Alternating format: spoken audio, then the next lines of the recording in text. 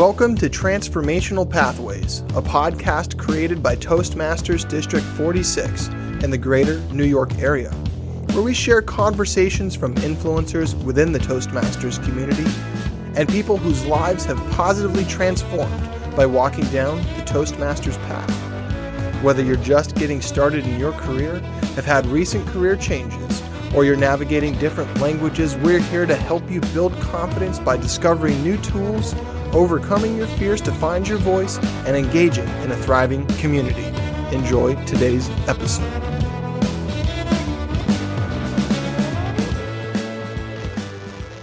Hi, and welcome to District 46 podcast episode. Today we have with us a special guest, Kimberly Tanksley. Hi, Kimberly. Welcome to the show. Hi, Anu. Thank you for having me. Thank you for joining us. Kimberly, why don't you introduce yourself to our listeners? Sure. My name is Kimberly, and I have been in New York City for over 15 years now. I originally grew up in Texas. I like to run. I have a dog. I walk every day. I'm into mindfulness and meditation, and I'm into sports. I'm also in my day job is in the corporate world right now. So that's a little bit about me. Interesting. You mentioned so many different activities that you are involved in. And I know that you're a part of Toastmasters. And obviously, this podcast is primarily around public speaking and the power of using the Toastmasters network and expertise. Can you tell us a little bit more about your journey as a Toastmaster? Sure. So I joined Toastmasters, I don't want to age myself, but well over 25 years ago. I think it was either during college or after college. And I took a speech class during college. And just to back up, I think in grade school, I didn't feel comfortable speaking up. And I think maybe that's a part of the paradigm in school is that you sit and you listen. So I was already conditioned to sit and listen and not really speak up. I was always intimidated to do that. And so in college, I feel like it was a whole different mindset where they actually do want you to speak up. And so I had to learn, how do you do that, so that you don't embarrass yourself in front of your classmates. And so I thought, I found Toastmasters somehow before the digital age. I somehow found it. And I joined a couple meetings. I would get all the nerves associated with speaking, but I thought this is going to force me to practice my public speaking skills and give me confidence. And then in between, I've done panels and other public speaking engagements that I think I just had to power through myself. So 3 years ago, I wanted to be a little bit more aggressive with my comfort, being comfortable in speaking. And this is not just public speaking, but also speaking with a group of friends, just, in any different scenario, just to be comfortable with me, how I speak. And so in order to be more on task with, where I want to be, I thought I need to find that Toastmasters again and get back into it, because I feel like that would be some kind of curriculum where I hold myself accountable to ensure that I'm trying to reach my goal, because it's not, even though I can read so much, I can watch public speakers, which is a part of it. But to become a good speaker, it's not just going to fall in your lap. Mm-hmm. You have to practice it just like with anything, basketball, you can watch it all day, but you have to get on the court and you have to practice shooting. You have to practice with another opponent. I mean, it goes the same with speaking too. You have to practice. And so I joined 3 years ago, and I raised my hand to become an officer because that was a big part of holding myself accountable.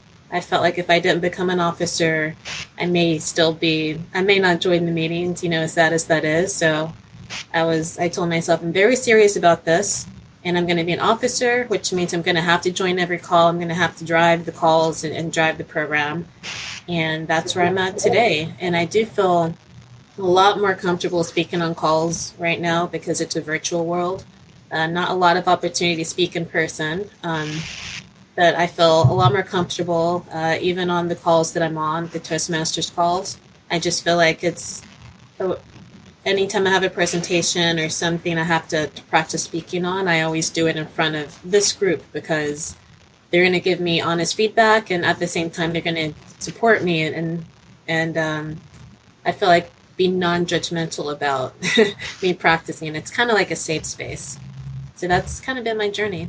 Wow, that's so interesting, Kimberly. I mean, look at you. You've been with Toastmasters over 20 odd years, and you've sought out Toastmasters every time you had a challenge, right? Whether it was at college or at work or even speaking virtually, which I think a lot of people today are also trying to work with, being comfortable on the camera. And that's really interesting. And you are dead on right when you say it's a safe space to practice your speaking skills. That's what Toastmasters is all about, providing you a safe space with like-minded individuals where you can come and practice your skills. And like you mentioned, you cannot just acquire this. You have to work on public speaking and listening skills. And the beauty of Toastmasters is you can work on communications and, if you choose, become an officer and gain some leadership skills as well at the same time. And that's definitely helpful in a corporate environment. That's definitely helpful if you're in college. How has that helped you in more personal situations? In my personal life, I'm a little bit of an introvert. I would say I'm an extroverted introvert. I love to be around people. I can pull it off being around people. Mm-hmm. I can bring energy. But to refill my cup, I have to go sit in a chair and just, unwind. So in my personal life, I started to feel like I became intimidated by group situations, which, I've always loved it before, so I didn't know where it was coming from. And I've noticed now, it's hard to measure how far you've come when it comes to speaking, but I noticed that I'm more engaged with people, whether it's one-to-one or talking to other people. Like you say, you also work on your listening skills by doing all of this. And so I find myself really listening and not getting into my head about what should I say next, how do I sound. If I'm able to speak in a Toastmasters call with 20 people, that really does boost my confidence a little bit because I really need it. And so that helps when I'm speaking one-on-one with somebody to kind of gather the evidence that I can talk. I can talk and I can talk okay, and concentrate on listening to the other person so that you're in the conversation and you're not thinking of all the external things that they're not thinking about. They're just trying to communicate to you and talk to you and connect with you. And so I feel like it's really helped me to just concentrate, be in the present and listen to the other person so that when I talk, I'm actually coming back with a response and not getting into my head about how I look, how I sound, etc. Mm-hmm. I can so relate to this because I feel like I'm an ambivert. I like being around people, but then I need my own space. And like you, sometimes I feel intimidated if I walk into a room full of people. So how do you stand your ground? How do you speak and respond effectively, right? These are some of the things we definitely learn at Toastmasters. And speaking of responding effectively, for me, one of the most challenging segments in a Toastmasters meeting is the table topics section.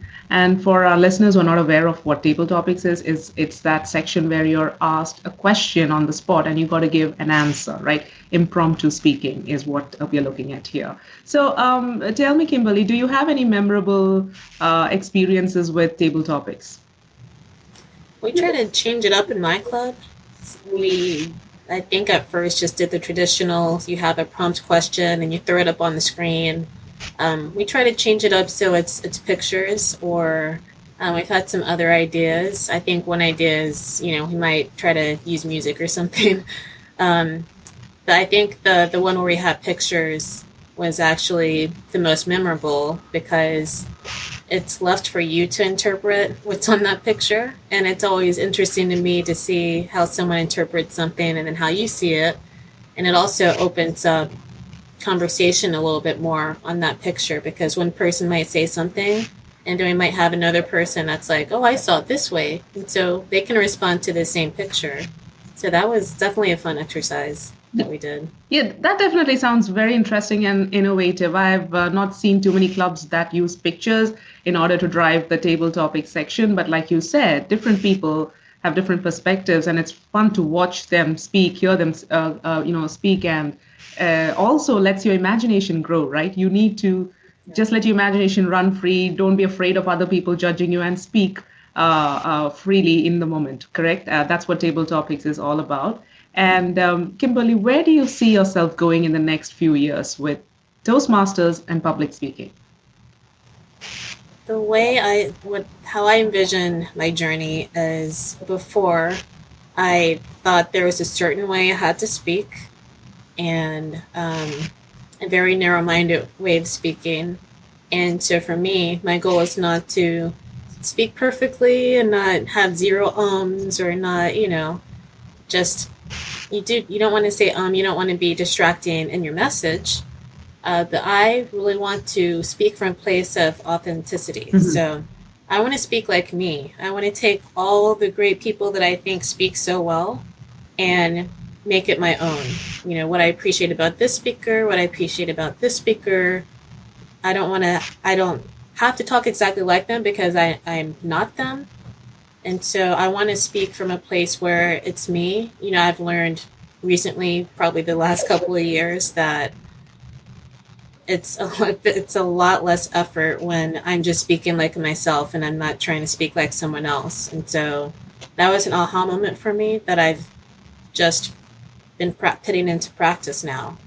And so my goal is to, I can name off a couple of people that really respect the way that they talk. And it's not, you don't have to speak academically. You don't have to speak like this way. You can be casual. And as long as, you're delivering your message effectively, I think that's the most important thing.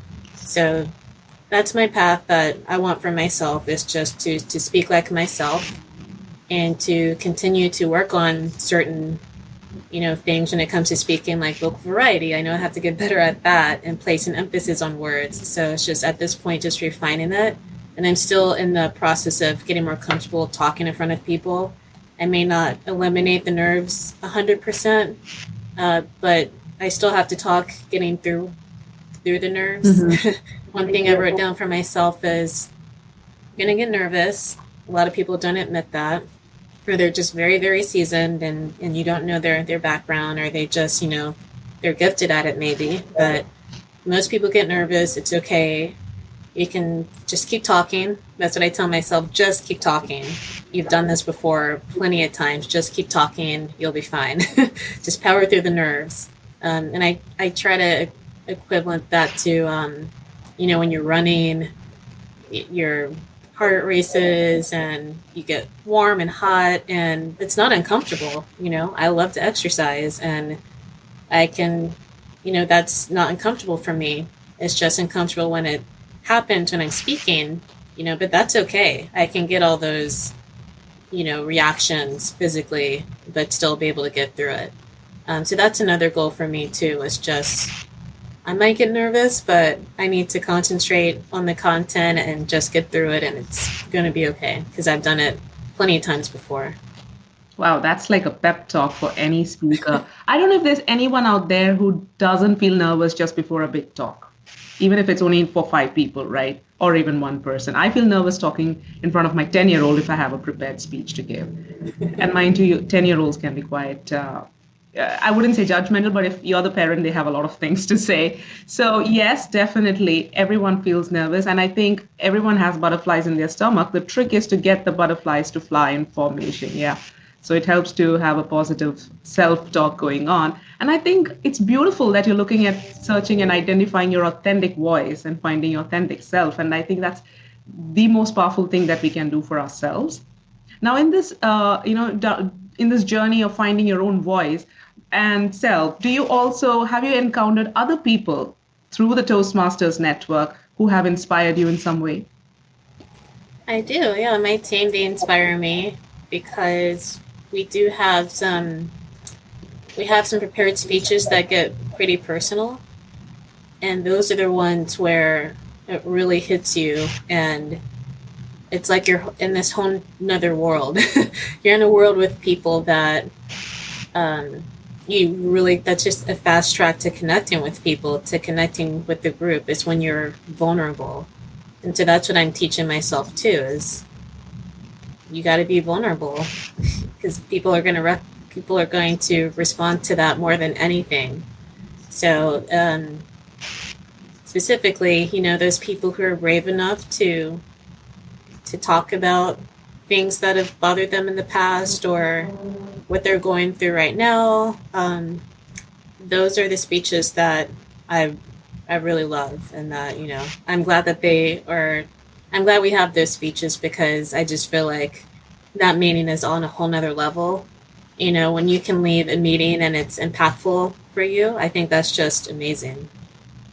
Absolutely, I agree with you. Now, in terms of preparing for your speeches, are there any techniques that you employ that help you make your speeches more effective? Tactically, I have, in the virtual world, I have bullets with just a word that just remind me, oh, talk about this and talk about this. So I'll have bullet points to remind me. But I have spoken a couple of times in person, and I remembered you don't have that anymore. So I almost thought, should I write it on my hand? And I was like, no, just memorize what you're going to say, not verbatim, but just memorize the topics that you want to cover. And it's more authentic that way too. If you can just, have a key word in your head and try to like picture it somehow so that you remember, then you're just speaking and you're not reading from a slide. You're not reading from your notes. It's coming from yourself. And you should definitely know your own material. That's the second thing, is be confident in the material that you have at the most basic form. You want to know what you're talking about. And so anytime before I have a prepared speech, I will just listen to a podcast or do my research and look at different angles of it, just so I have like a holistic picture of it. So I always make sure to maybe sometimes over inform myself. But that's definitely important too, is just to make sure I understand my content. And I'm also prepared to, if I stumble on a word, just get past it. Don't make a big deal out of it. Like when you dance and you're doing choreography and that you missed a step, other people aren't going to notice as much as you do. You just have to keep going. So I prepare myself to think, this might not be perfect. Relax. If you make a mistake, it's okay. I think people also feel more comfortable if you make a mistake sometimes, because it shows that you're human. Absolutely. I agree with you. Yeah. And the other thing is just breathing, just breathing before, just to calm yourself. And then right before the call or right before the presentation, I find it helpful to not think of the content, but just maybe have a couple conversations with people, because you should be more prepared in advance of your call or presentation.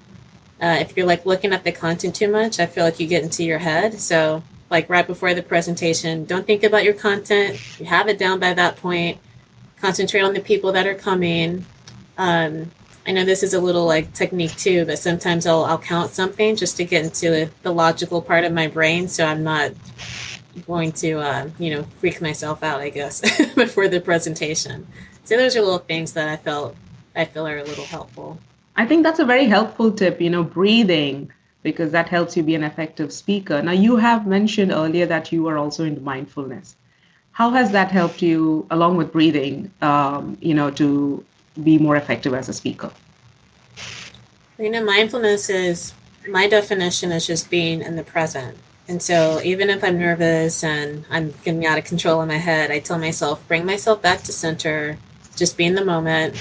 What's making you so nervous? Are you nervous because there's somebody in the room that what you say, it's like it's going to be a big deal? That's okay. You can recognize that. So it's just being mindful and just being in the present, looking at people and looking at their reactions and just being mindful and almost like a little intuitive too about if you see someone that, some things you can't take personal, if someone's not paying attention, it might not be you. But I find that when I'm looking at my audience and even when I see someone nod their head, that helps me to keep going. So the mindfulness helps me to just be in the present.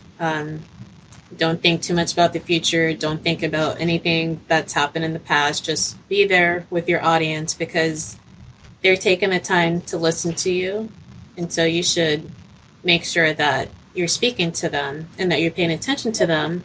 And if sometimes you have to be flexible with your content. If there's some part of your content that seems like it's not resonating with the audience, you should be able, or you'd want to pivot, because you always want it to be relevant to your audience. So you might have to pivot, you might have to go a little different direction, and that's okay too, because that can help you maybe the next time you have to say that same presentation, or just help you with those skills in general.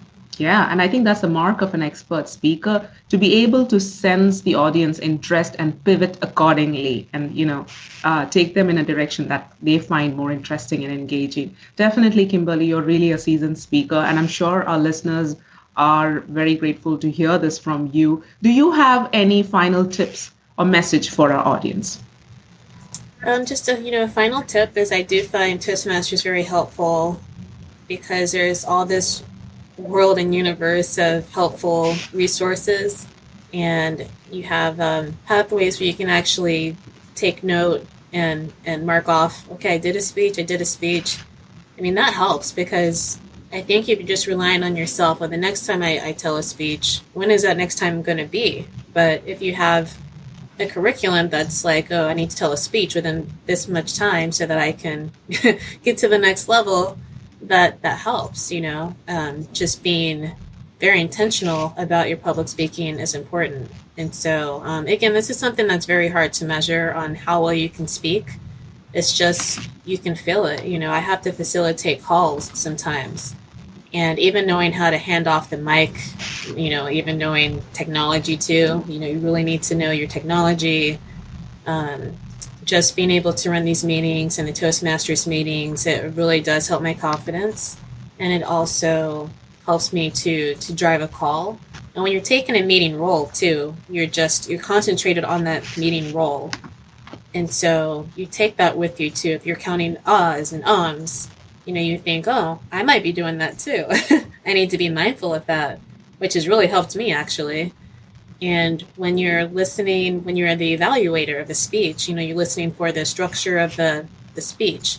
And so those are kind of soft skills that you're going to take with you, across the board in any meeting you have to go to, any friendship or relationship that you have. Just how do you connect that message with the person is important. And so, just joining a call we have it every month. I think that it really does make a difference, because it makes me, meet my goal. It's setting goals and then making sure you have a plan to get there. Absolutely. Thank you, Kimberly. That was a very comprehensive message. For our listeners who are not aware, Pathways is Toastmasters education program. It has over 10 parts across different areas of public speaking skills that you might want to acquire. So check it out. And I'm so grateful that we had Kimberly Tanksley with us today. From wanting to speak up, to finding her authentic voice, to embracing vulnerability and connecting with her audience, Kimberly has shared a lot of interesting nuggets from her Toastmasters journey. And thank you, Kimberly, once again for being with us here today. Thank you, Anu. Thank you so much. This is a great conversation, and I appreciate you having me. Thank you so much for joining us on Transformational Pathways. If you enjoyed today's episode or got anything out of it, please rate, review, and subscribe. And if you're interested in learning more about Toastmasters District 46, check out the link in the show notes below.